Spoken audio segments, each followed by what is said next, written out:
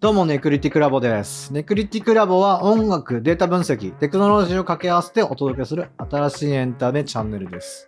今回も前回に引き続き XG の分析動画になってます。パート1を見た方が面白く見れるので、まだの方はぜひそちらから見てください。お願いします。パート1じゃあ、XG の世界各国での人気状況をざっくりとデータで見てきたじゃん。だから XG が改めて世界でぶちかましてっていうのが本当分かったわ。そうだね、そうだね。こっからは海外でも人気のある日本を代表する他のアーティスト。あ、なるほど。YOASOBI、藤井風、米津玄師、Ado、この辺のあたりとガチ比較をしてみようと。我が国の代表出す。思ってます。我が国の代表がいいね、面白いね。海外でっていうことで。面白い面白い。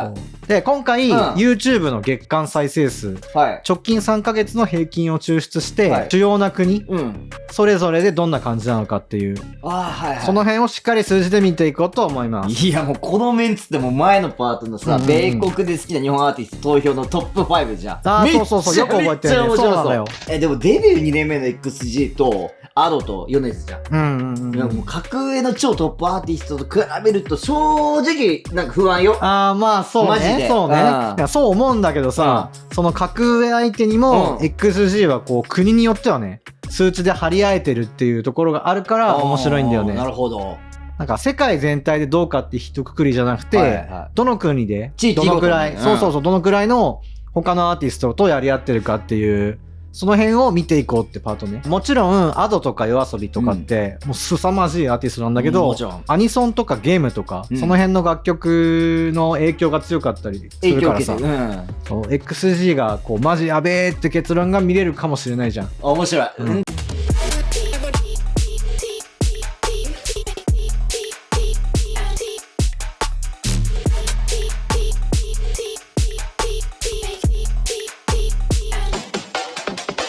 じゃあまず日本国内の状況をベースにしたいじゃん。だからまあそこでなんだけど XG と他のアーティストの差がどれぐらいなのかがまず見たい。まず知りたい。そうだね、そうだね。じゃあまずは XG 対キーファの日本戦からね。キーファガーファみたいに略したってことでそうそうそうそう。それぞれの頭文字でキーファ。ああ、ガーファ長くて呼びづらいからさ。まあ我慢するわ。行こう行こう。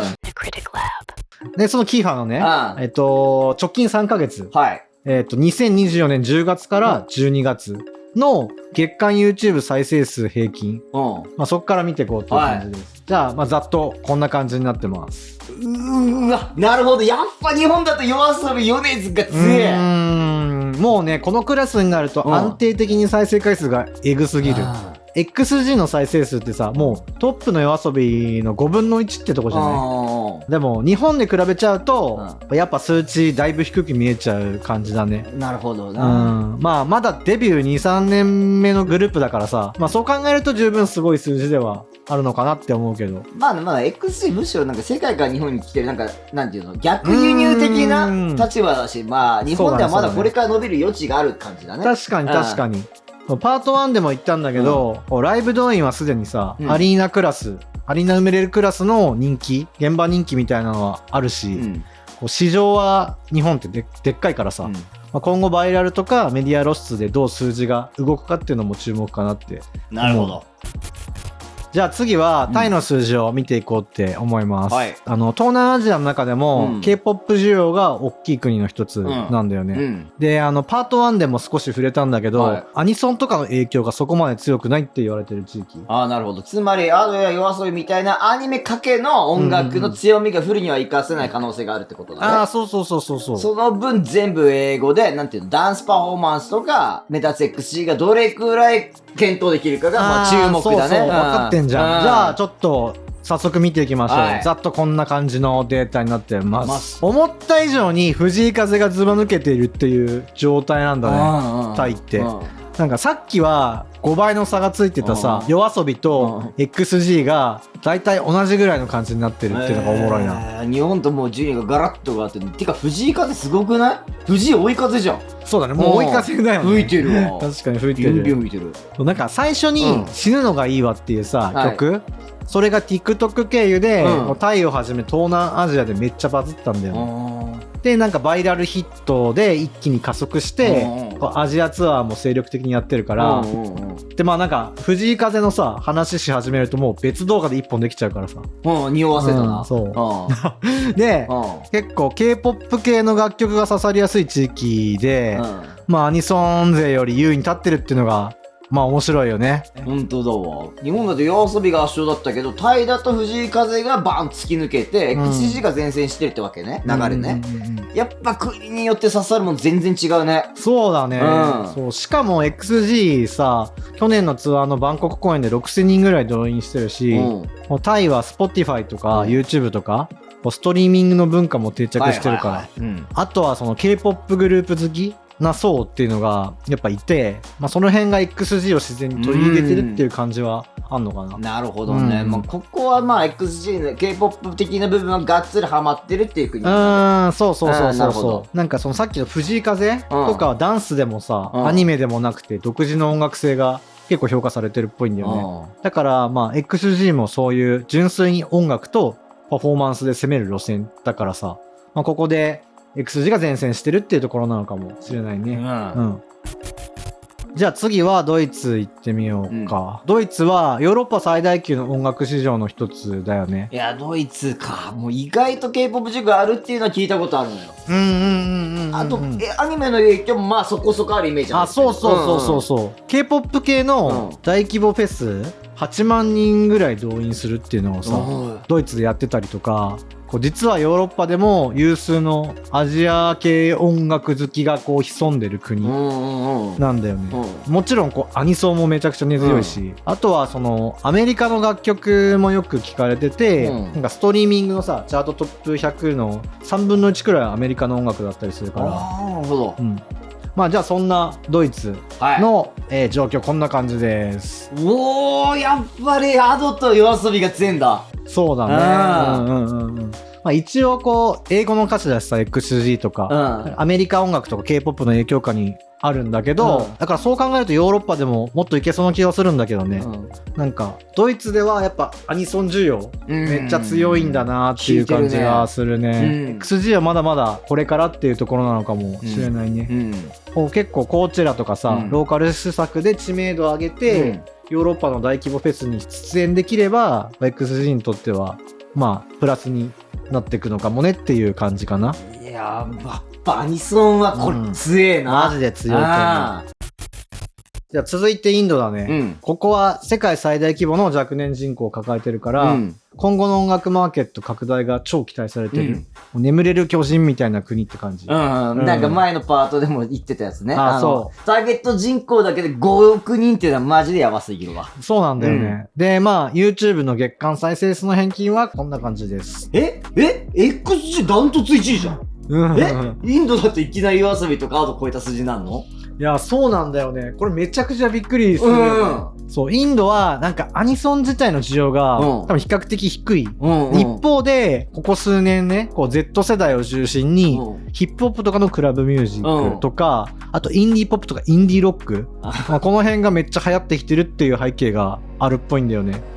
なんかインド映画のサントラみたいな音楽のイメージしかマジないけど、今そんなのってんだ。いやそうなのよ。なんかインドポップスってさ、やっぱ国内需要いまだにめちゃくちゃ強いんだけど、なんか若い世代では結構変わってきてるみたい。あとはK-POP も実はめっちゃ人気だしね。なるほど、なんかあと人口多いし、なんかショート動画文化もなんか盛んみたいなのも聞いたことある。そうライブ文化もまだ根付いてないのが難点なんだけど、その分ショート動画とか、ストリーミングとか SNS とかバズが起きると、マジで爆発力がマジでえぐいっていうか。えぐいんだ。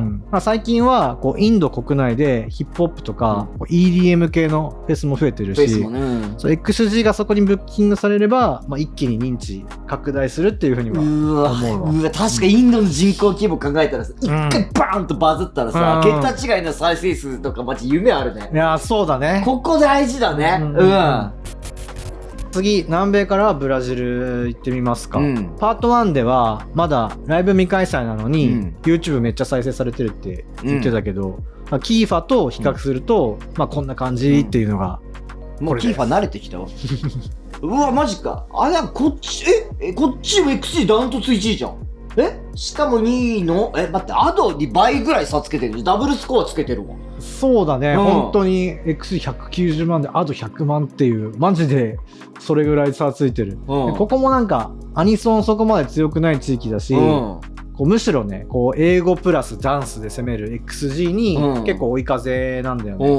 なんかアメリカのポップミュージックとかヒップホップの影響めっちゃ強い国だからさ、こう K-POP も人気だし、だからアドとかYOASOBIを、こんだけめちゃくちゃ大きく上回ってるんじゃないかなっていう風に。海外フェスでライブめっちゃ熱いイメージあるからな。だからブラジルってじゃあサウスアメリカツアー日程が追加させたらマジで激アツ確定ね。そうだね、間違いない。ファンの需要もかなり高いだろうし。なるほど。多分1万人ぐらいの規模とかは全然会場埋められるんじゃないかなって思うわ。まだまだ未来見えるね。で、最後はアメリカ。いや、ラスボス来たね。世界最大の音楽市場だね。ラスボスですわ。じゃあもう早速見てみますか。こんな感じです。アメリカではアドが1位で XG とYOASOBIが並んでる感じで、でも藤井風と米津玄師はちょっと控えめって感じだね。そうだね。アドはさ、ほら、ワンピースの映画の曲で、Apple Music のグローバルチャート1位になってるからね。なるほどね。でもなんかさ、XG そこに食い込んでるのもかなりすごいよね。すごい。XG はアメリカンポップスらしいヒップホップ要素と K-POP の派生で、こうアメリカンリスナーにハマってんのかなっていう感じはするよね。パート1でも言ってたけど、早い段階でビルボードの表紙とかさ、やって一気に知名度上がってるし。なるほどね。なんかアニソンきっかけで爆伸びしてるアドに負けてるとはいえ、この位置なら十分えぐいわ。そうだね。今後そのコーチェラとかでセカンドヘッドライナー務めるとまた跳ねるだろうし、アメリカでさらにブーストがかかったら海外の他の地域にもドミノ的に影響出てくるんじゃないかなっていうふうに考えてる。楽しみ。って感じで XG は他の日本のトップアーティストと比べても、国によってはね、こうえげつないくらい数字が伸びてるわけですが、いやマジでブラジルとかインドでまさかの大逆転してたり、ほんと国ごとにどの国の強みが刺さるのか違うんだなーって見たらほんとより実感するね。そうだよね。XG はさ、ダンスとラップとビジュアルでなんかアメリカ的 K-POP 的なスタイルで、全然別の市場を攻略してる感じがするし、しかも中国の5万人フェスとか、南米の再生数とかを見ると、まだまだ伸びしろめっちゃあるんじゃないかなって感じ。えげつねえぞ。これデビュー2年目でこの勢いだから今後どうなるのかマジ想像つかねえわ。いや、そうだね。で、次回はもういよいよもうずっと言ってきたコーチェラ、これの出演が XG にもたらす影響を徹底分析しますっていう感じになります、パート3は。しかもセカンドヘッドライナーっていうポジション、これがどれだけやばいのか、これまでの出演者の事例とか、数字とかデータで分かりやすく分析していこうって思ってるわ。よっしゃ、やっとこうちゃん続きがほんとめちゃくちゃ気になる。いやマジ次こそ必見よ。それじゃあまたパート3で会いましょう。何が起きたの？240%ってここの数字やばくない？コーチェラでバズる事例を理解できたけど、XG 当てはめるとどんな感じの影響があるの？ブラックピンクみたいなグラミー賞とか言っちゃう感じ？グラミー賞の公式サイトでも J-POP は2025年さらに世界的ブームになるだろうって分析が出てるんだけど。出てるの？友達に XG で何がそんなすげえのって聞かれても全然語れる自信ある。